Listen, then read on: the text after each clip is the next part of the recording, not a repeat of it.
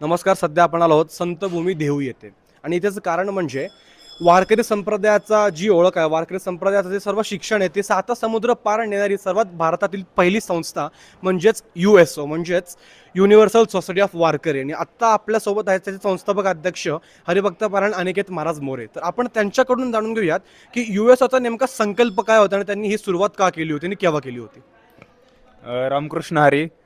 नमो सद्गुरु तुकया ज्ञानदीपा, नमो सद्गुरु सच्चिदानंद रूपा, नमो सद्गुरु भक्त कल्याणमूर्ती, नमो सद्गुरु भास्करा पूर्ण कीर्ती.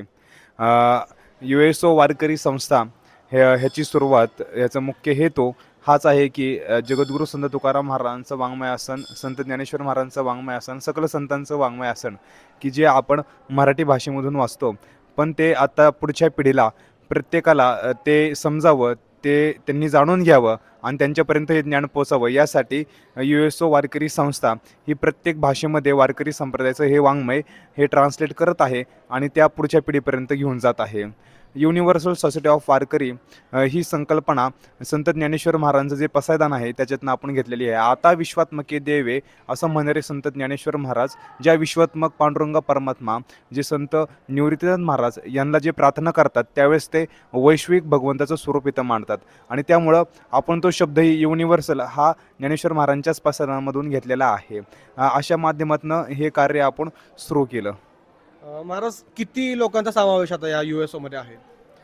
सध्या तरी वारकरी म्हणून आपण ही परंपरा जी आहे आपल्या महाराष्ट्रामध्ये जवळजवळ 750-800 वर्षापासून ही वारकरी परंपरा चालू आहे.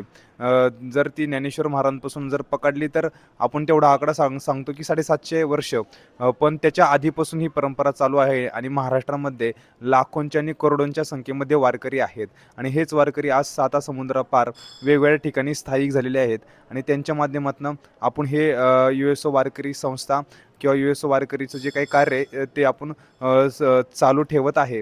आत्ता USO वारकरीमध्ये साधारण हजारोंच्यापेक्षा जास्त जी संख्या आज वारकरी म्हणून ते सगळे इन्व्हॉल्व आहेत आणि ते आपल्या ज्ञानोबा तुकोबारायांचं कार्य अगदी प्रेमाने पुढे घेऊन जात आहे.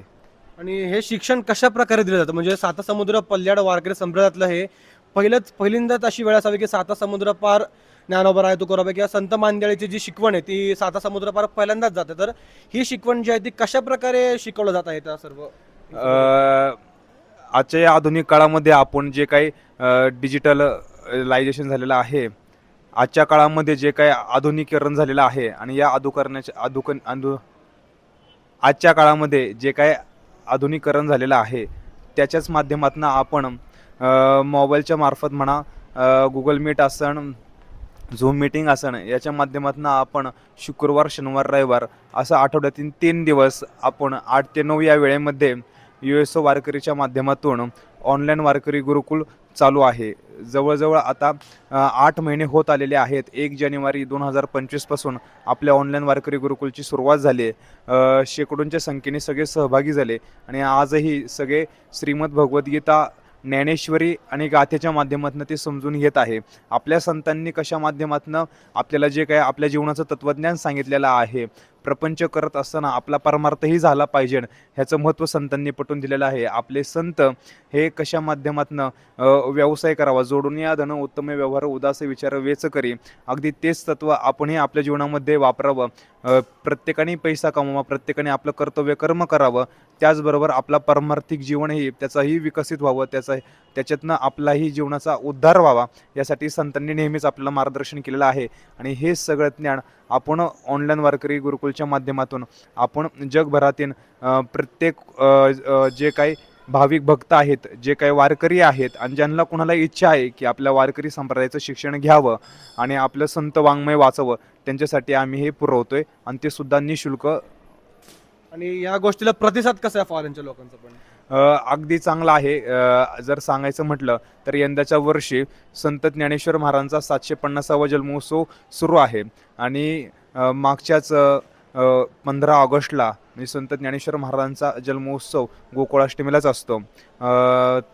त्या दिवशी संत ज्ञानेश्वर महाराजांचा जो उत्सव आहे तो आपण UK मध्ये साजरी केला. UK मध्ये साजरी होत असताना जवळजवळ 200पेक्षा जास्त वारकरी तिथं एकत्र आले आणि मोठ्या भक्तिभावाने ज्ञानेश्वर महाराजांची पालखी काढून गाथात ज्ञानेश्वरीची ज्ञानेश्वर महाराजांची प्रतिमा याचं पूजन झालं, पांडुरंग परमात्म्याचं पूजन झालं आणि ज्ञानेश्वरी पारायण जवळजवळ ऑनलाईन ज्ञानेश्वरी पारायण UK मध्ये प्रथमच ऐतिहासिक पारायण आपल्या USO वारकरीच्या माध्यमातून घेण्यात आलं.